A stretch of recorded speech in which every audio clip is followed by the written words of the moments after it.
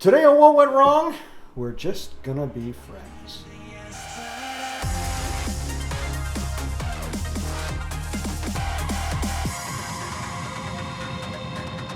Hi, I'm Brett Mauser, and I've made over 40 feature films. Yay. Over 45 now, something like that. I lost count. We're counting? Who cares?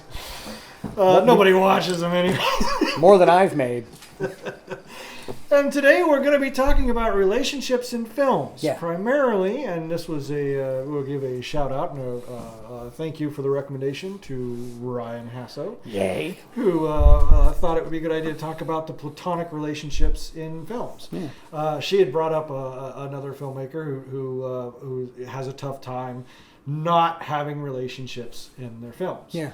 To me, it's just a decision you make on the outset. And again, you start delving into financial reasons, motivations versus just telling the story. Now, in Lady Lawman, Ryan's character, Frances, she was married, but he had died. And there's no romantic relationships anywhere in there.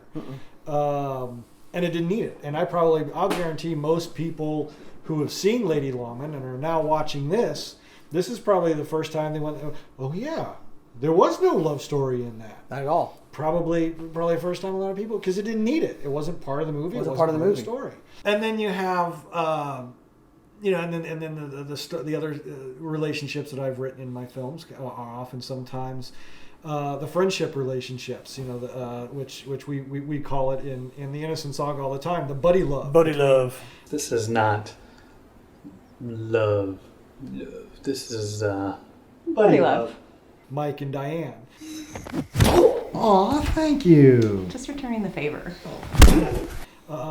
They kid, they pseudo flirt around a little bit, but there's not like any real, nothing ever happens. Right. There's not it's more of their motivating factors to one another, but there's not an actual relationship there. At the heart and core of it is the friendship. Yeah. And then you have other people in the same character, in the same movies, that are in relationships, ones that work, ones that don't work. And that's kind of a lot of the things in my films is, Brad used to joke that, never, in a Ponderous movie, never have a partner or never have a love interest, because something bad's going to happen. It's gonna be terrible. But usually, in my defense of that is that these people are thrown into harsh situations, and they're not really, what they're developing isn't really love, anyways. I would say the friendship that Mike and Diane have for each other is more love than, say, the relationship between Joey and Carolyn, which was purely basically sexual and just tension release. Right. So I don't think that and I wouldn't say, I probably maybe do portray relationships as relatively negative in my films, but it's because I'm not telling a story about the relationships. The relationships are always usually the catalyst or the roadblock to goals. Well, and there's so much to unpack with that, because I've had work relationships with females, women. Depending on where you are in the military, they're called females. If you're in the, they're called flight attendants or women or whatever else like that, or other pilots, female pilots. And I've had many a work relationship with many a member of the opposite sex, and absolutely zero of them have ever been sexual. I'm of the belief that you don't, for lack of a better word, you don't where you eat, and so. No, I've never done that. Oh no, I will not have a relationship with someone with whom I work. Now, it's more likely in the passenger world when I was there, because there's a lot more female flight attendants than there are female pilots, and of course, a lot of the female pilots with whom I flew were older and already married, whereas I have a lot of girls. Well, not girls, but people who are starting off with a job, and flight attendant looks pretty cool because you're out of college, you're out of high school, you want to see the world for a little bit, and so you go to job as a flight attendant. And so typically, our flight attendants, not all of them, but flight attendants do have a tendency to be relatively young.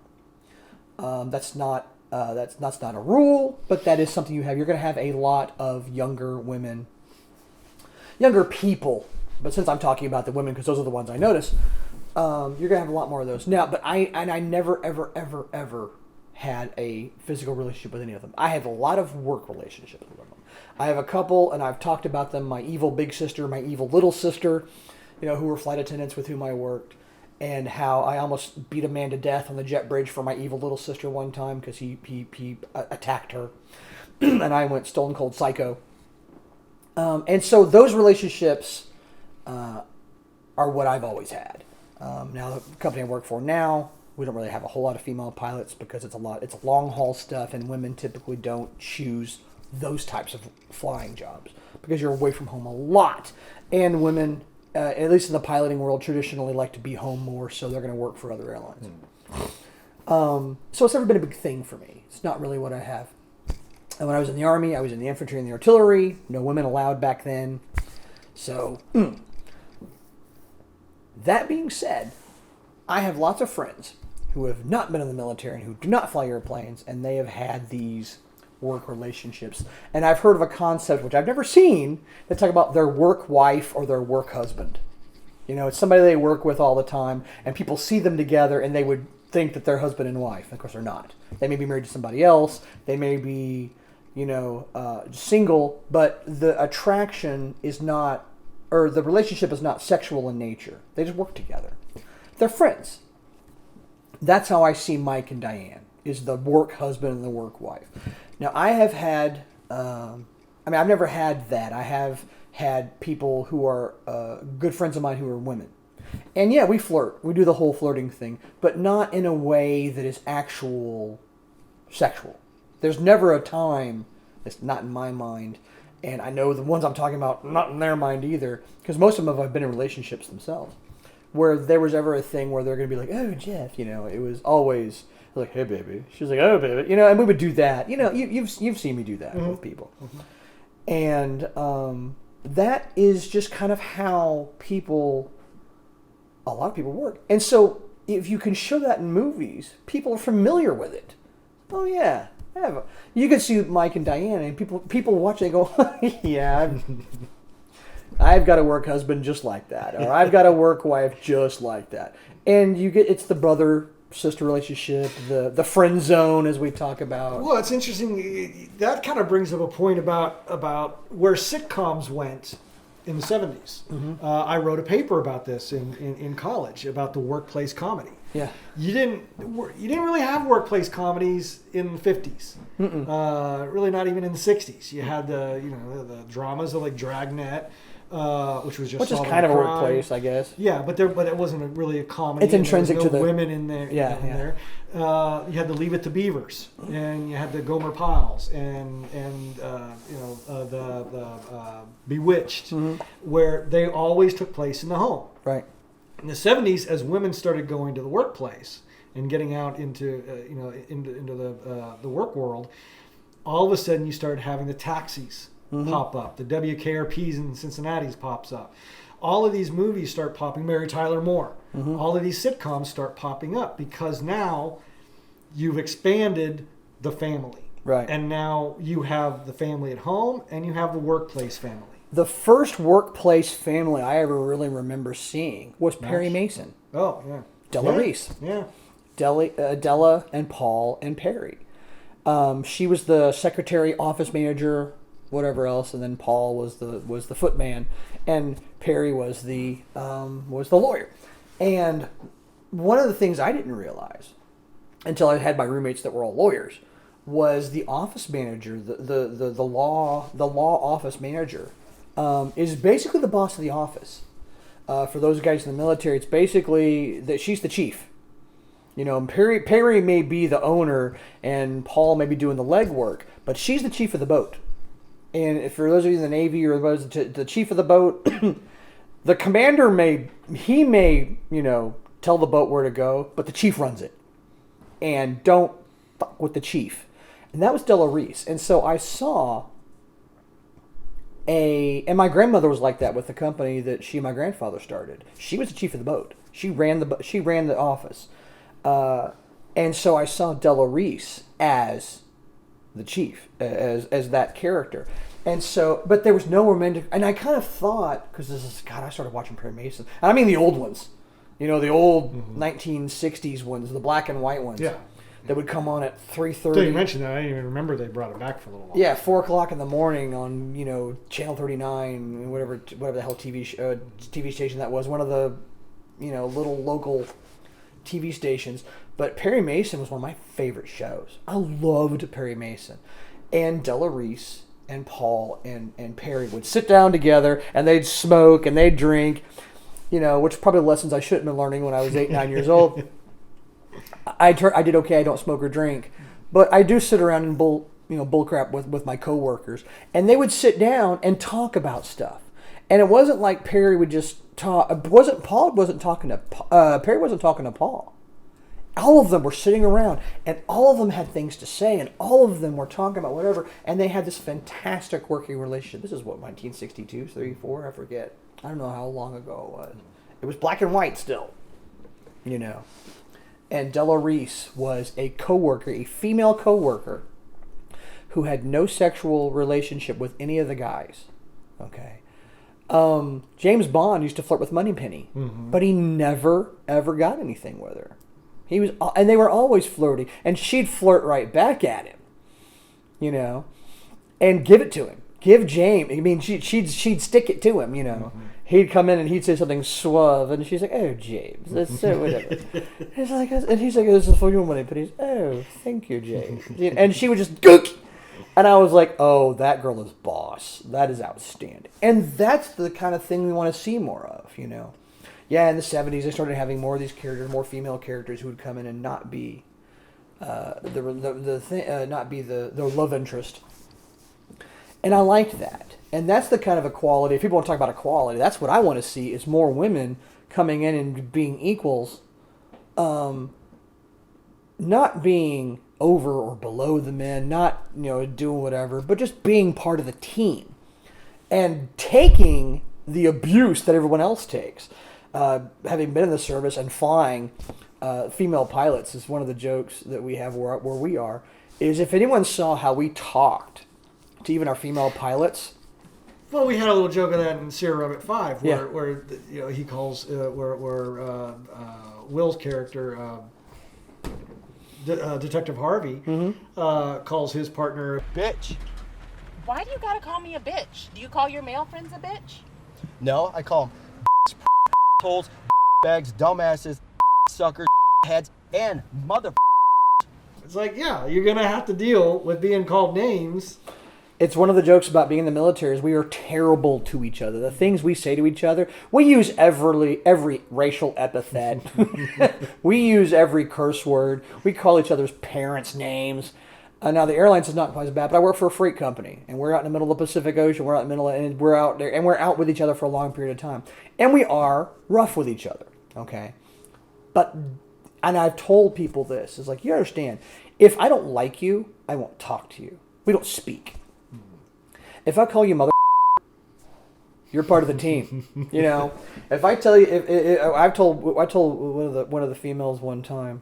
We were doing something, and she was relatively new to the company. And I asked her one time, "Has anyone called you a yet?" She's like, "What?" And I was like, "Anyone called you a yet?" She's like, "No." And she laughs. She's like, "I know." And I was like, "Hey, how you doing?" She's like, "Yeah, I'm part of the team." And so it's a joke. We understand it. She understood it because she is a pilot and she knows how things go. That's the equality that we talk about. And that's what I want to see in film. That's what I want to see in TV shows. And I kind of... Okay, I don't watch a whole lot of TV. I don't watch a lot of whatever. But I enjoyed, and I would prefer to see more women as a part of the team being treated like everybody else. Vasquez in Aliens. Well, the way that they were giving to her was like, "You're mistaken for a man." You're like, "No, of you." Boom! That's the way we talk to each other. Yeah. She's a part of the team. And anyone who knows how the military is, the Marines, the Army, whatever, can watch that interaction and realize she is absolutely worth her time. She's not there because she's a woman. I'm going to throw an example out there. You know exactly what I'm talking about. But you have a lot of the feminism today and whatnot talking about in the past. Oh, there wasn't this character. That was there was no strong females. It wasn't this. It wasn't that. And even then, it was a sexist. It was a sexist America. Nobody wanted to see that anyways. Well, I'm gonna draw a comparison between season 1, which did really, really well, and then season 2, which bombed, of Buck Rogers. Yep. Where you introduced Wilma Deering as played by the lovely Erin Gray. Oh man, that woman. Who then became Ricky Schroeder's mom on Silver Spoons. But she gave Buck as much as he dished out. And or more. Yeah. And Colonel Wilma Deering was a kind of woman I would want to serve under. Yeah. And there was a little bit of underplay, but when he would flirt with other women, she didn't get jealous. No. And then and there was just that great camaraderie of respect, and then Larson left and somebody else came in and they turned it into trying to be a Star Trek thing, and they made her a frickin' flight attendant. Even gave her the flight attendant outfit with a little hat. It's terrible. And it bombed. Yeah. It just went straight down the tubes because Wilma Deering was no longer that military leader, that strong female character. She's a colonel. So you can't have these people telling me that it was that sexist. If people wanted that, the ratings went through the sky, through the roof. Yeah. And then they Barbie dolled her. Yeah. And it went down. Yeah. Colonel Deering was actually one of the best. And first of all, Erin Gray, a fantastic actress. From the moment I saw her, okay, and remember we were 7 when that thing came out, 6, 7 years old, when Buck Rogers hit, and the moment I saw Colonel Deering arrive on the scene, I was like, yes, ma'am. Hooah. You got it. She was the kind of leader I wanted to follow. Okay. Yes, she was ramrod. Yes, she was a little stiff. Yes, she was like that. Guess what? Colonels are like that sometimes. And her being a woman, I could see it being a thing. Because I actually have served with women, not in the military, but other times, where I've actually had to tell them, hey, can you just, bring it down. Our chief pilot's a female, and you'd never realize, she is not ramrod. She's very nice, she's kind, she's soft-spoken, and I trust her implicitly. That's the thing about her. She's a leader. She's a female leader, okay? But she's a different type of female leader than Colonel Wilma Deering. Colonel Wilma was ramrod straight, and these are the regulations. You will do it like this, okay? And then when she's proven wrong, she got irritated as balls when she said, dude, let the machine fly. He's like, no, and he took it over, and he was whapping everybody out because they were getting their asses kicked. Because the everything was computer controlled. Yeah, everything was computer controlled, and the guys were their ships were able to defeat the starfighters because they understood the computer control. And when a computer controls things, it becomes predictable. I mean, it's predictable. Yeah. That's one of the things about being a pilot, where you realize that things are unpredictable, and you watch the machine try to fly the airplane in certain conditions, and it just can't. And that freaks everybody out maybe to hear that. By the way, the autopilot sometimes does batshit crazy things, or sometimes it just can't keep up with what's happening. And if you let it, it will oscillate, and then it'll break the airplane and everybody inside, usually with it, because those two things happen simultaneously most of the time. Now that doesn't mean go up to your pilot and say, "Can we not turn the autopilot on this flight?" No, we're turning the autopilot. But there's certain, and I turn the autopilot. Don't try to land on autopilot. There's a situation where you land on autopilot, but that's a different conversation. This is not airplane talk with Jeff. This is what went wrong. But yeah, I take it off. I land it myself. There's certain situations, but the point was that Wilma Deering would be very upset with Buck Rogers, but then she would say, "Well, that was very good flying, Captain." She would admit when she was wrong. Because they don't have to do that. I mean, an officer like that they can make it. But she did. And that actually taught me at 7 years old that a female was as capable as a man of being in charge, making mistakes, admitting that they made a mistake, and giving credit where credit was due, which also taught me to be a good leader. It didn't teach me to be a good female leader. It taught me to be a good leader. And Colonel Wilma Deering was that.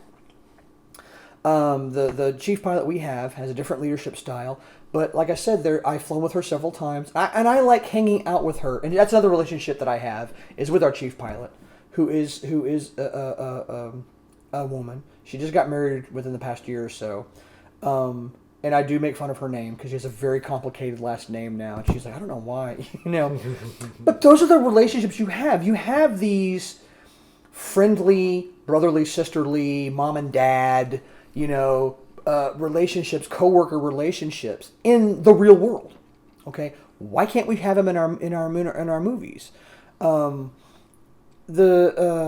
Guardians of the Galaxy have started to push this thing where Gamora and Star-Lord are having this kind of thing.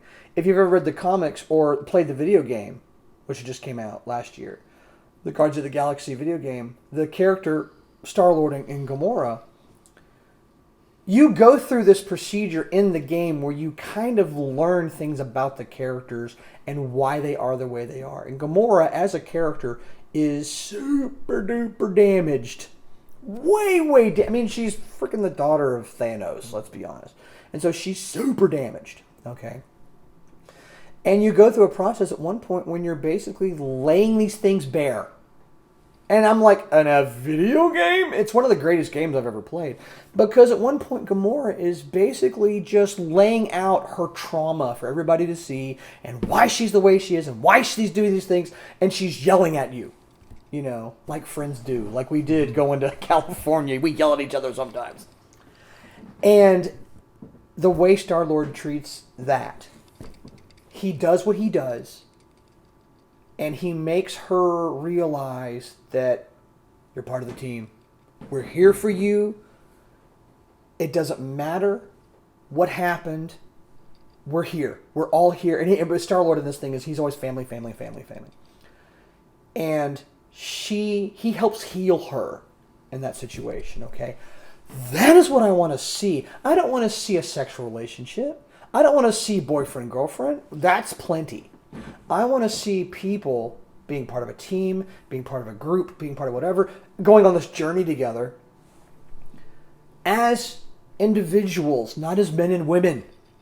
Could we stop being men and women? Well, you look at Hollywood itself, and we've talked about this before, the culture that is in Hollywood. You wouldn't have the Me Too movement if that wasn't going on. Yeah. So I think there is in Hollywood, amongst a lot of the writers and a lot of that, I think that's why you get so much of that in there is, yes, that's kind of what audiences want, but look at some of the great relationships. I mean, poor Bailey Quarters on WKRP never slept with anybody in the office. At least I don't think so. And then Frasier and Roz, I think they slept together once, but they were both like, "Oop, that was a bad mistake." Yeah, whoops.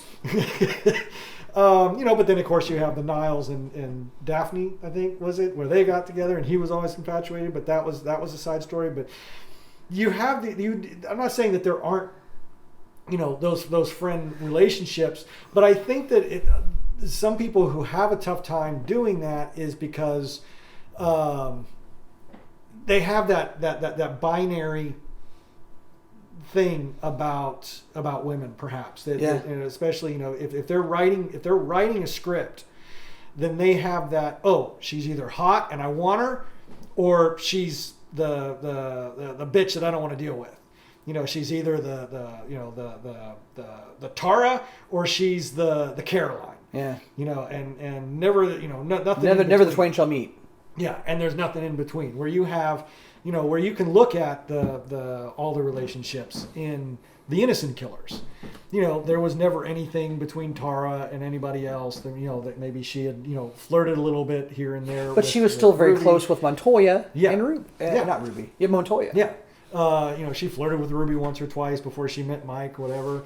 But that even could be considered not necessarily flirting. That was just kind of like the banter thing. Yeah. So it's not necessarily the same. Yeah, you're right. Because, like I said, I have flirted with female pilots, but everybody on the deck realizes that there's not, and it's almost like the tongue-in-cheek, goofy, like you're doing it poorly kind of thing. And then to which she will respond, "Oh yes, baby." It's the kind of thing to where you were acknowledging that we're male and female, but we also realize we're professionals. We're here to do a job, but this is not what we are. The wings are what we are, not this other stuff. And people every single day, well, as they used to, get up and go to work. I don't know if people still go up and go to work. I go to work. But I mean, people would go to work and be in an office. And they have their friends who are women and men. And they have their work spouses or their work cousin or their work brother. I had my evil big sister, my evil little sister who were flight attendants. You know, I had Mom, who was one of our more senior female pilots. We used to call her Mom, you know, because she was just a wealth of knowledge, and you would sit and listen to her talk about God, whatever the hell she wanted to talk about, and you would learn from her. Talking with the chief pilot we have now, you know, she's not that much older than me. I think she's like a year or two older than me, maybe. But she has got a wealth of experience that I don't have, you know. And we tell stories and we talk, and we have a relationship that has nothing to do with our sex.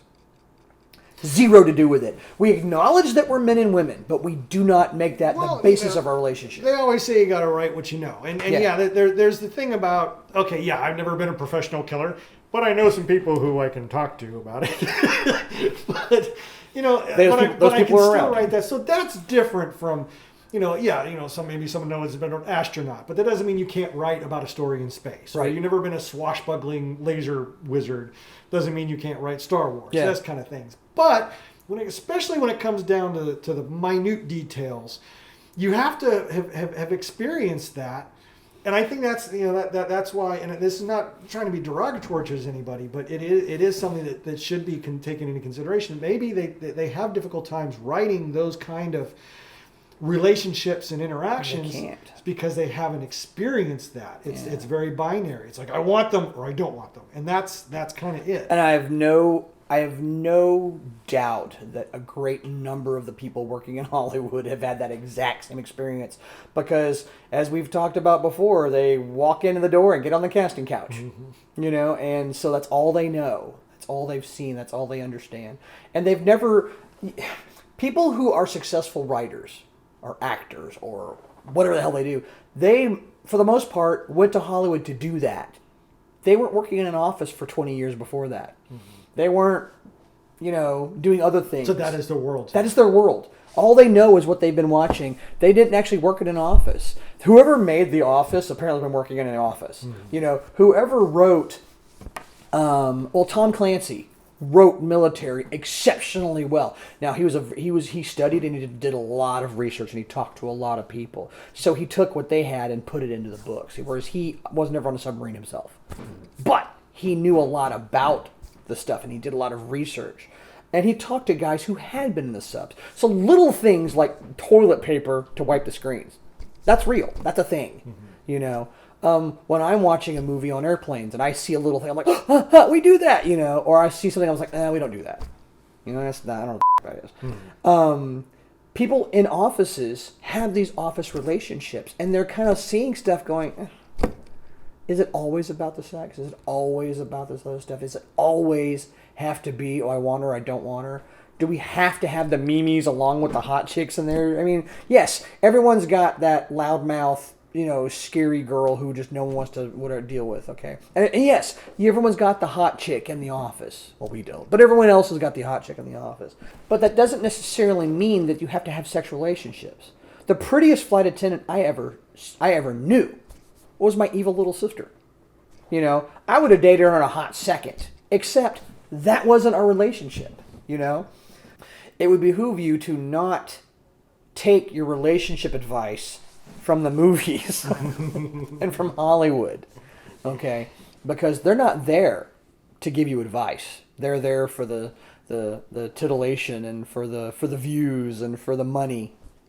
For a TV show, for a movie, for whatever else, to show that anytime there's hot people on screen together means now they have to have sex. Which also means is teaching people that anytime there's hot people in a place together, in an office or a car or an airplane or whatever else. Well, and I think maybe this is where we'll part ways a little bit in terms of what Hollywood is and what movies are. Is I mean, it's what people want. Yeah, Because that's true. you look at, I mean, otherwise why would there be a porn industry? When you go in, there's there's always going to be the Maddie and the David, and there's gonna be that desire. And I liked the Maddie and the David. We do like seeing are they, aren't they? We want to see the pretty people get together and do naughty things. Of course we do. It's in our nature. Yeah. So I think that's where I would diverge a little bit. But that's been the history of motion pictures. Is to love stories have been a part of that. Right. Does that have to be the only part? No, I love the B plots and the C plots and the B and the C characters like Agnes and Agnes for Moonlighting. Of course, What a even then fantastic- she had the Curtis Armstrong character come Right. in like later seasons where there was that love story. But I mean, that's sort of what what movies are, is telling that love story, and it goes back to what I've talked about before. Is you got to have beautiful people in your movie. Right. That's what people want to go see. They don't want to go see downtown Corpus Christi. They want to see Madrid, Spain. It's just, I guess, in certain places it's disappointing to where, like Titanic, okay, they shoehorned a relationship in there, okay. However, I found that not nearly as egregious as shoehorning a relationship into Pearl Harbor. Yeah. Again, what is the purpose of your film? Right. What are you trying to get across? Right. If you're trying to make a love story, then obviously that's the thing. If you're trying to make a workplace comedy, then then you take a different aspect to it. Are you making that workplace romance? Then that's another thing. So Right. it is about going into it and figuring out what is what. But I think that a lot of that, if there's an inability to write those types of characters, I think it falls back to the write what you know. And in that particular case, I don't think that they've had those types of relationships where they can write that type of a thing, and they're just constantly wanting to go back to one way or the other. And I understand needing the relationship as a part of a story. Just don't shoehorn it in there just because you have to have the love story. It doesn't always need to be there. So the platonic relationship, is it a lost art in films? Perry Mason did it well. Yeah, that was 60 years that was ago, 60 years ago. 60 years ago. Yeah, it's something that I think maybe it's I think it's still there, but I think maybe it's just because it's so surrounded by so many other of the relationships. But I do think that is something that people go to movies to see, is that love story. Because, I agree. But I don't disagree with the aspect of it does teach. What does it teach audiences? There's that. All the women out there looking for want to be the Disney princess. Well, guess what? That ain't the way life works. Not every girl goes to college for her MRS degree. Right. So is that teaching people? Is that teaching women to, kiss all these frogs waiting for the prince? When there aren't any princes out there, they're just people. But at the same time, don't we need an escape, and don't we need that hope, and need to see that love story that works out from time to time? Right. We've talked about it before, but one of the great things about Romancing the Stone, followed by Jewel of the Nile. What happens after they go off into the sunset? And that was a great concept, but they just didn't really get to delve. They didn't into stick it. the landing. Yeah, exactly.